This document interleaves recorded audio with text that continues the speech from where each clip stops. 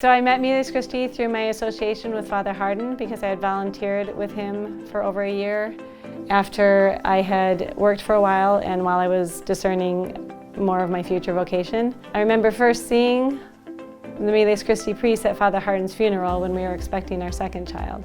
And so we finally decided to check them out and went to one of their days of recollection and fell in love immediately.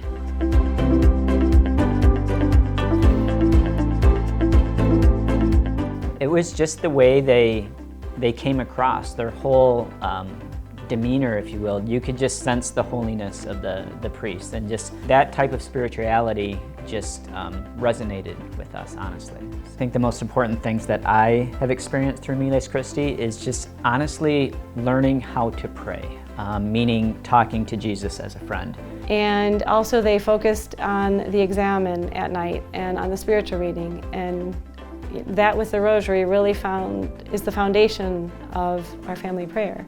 I don't believe that's anything that we would have found outside of Miles Christi. You don't hear people talk about that a lot or learn how to pray that way. So I truly believe, as Michelle said, that's our whole family does that quiet prayer, each in their own way, depending on their age, right? But I believe that would be something that we would be missing without Miles Christi, and we wouldn't even know that we were missing it. For 13 years, I assisted the different priests of Miles Christi with a weekend camping trip or a 4-day camping trip for young men. Really longed to go after he came home, and I saw the beautiful difference it made in his life. And I know he gave his best to the boys, but also I think the way he related to the priests that were on the retreat, I know that he grew in a friendship, a different kind of friendship with the priest that really made an impact on him and therefore on the whole family.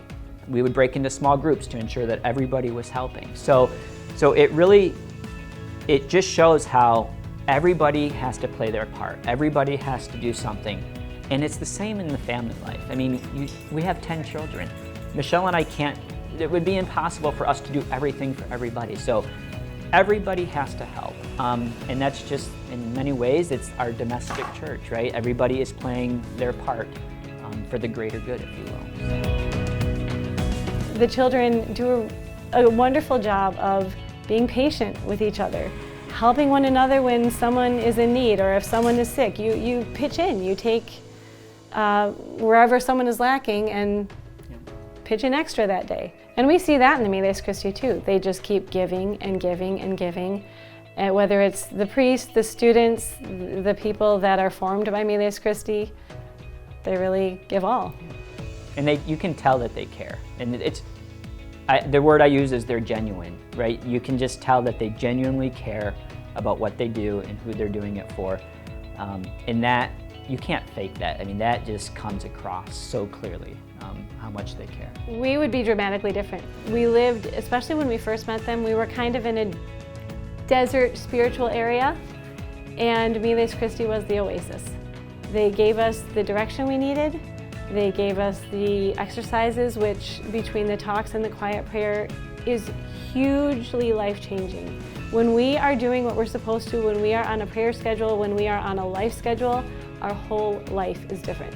And we're crazy to get off of our schedule and off of our spiritual schedule when we do sometimes, but it makes all the difference in the family.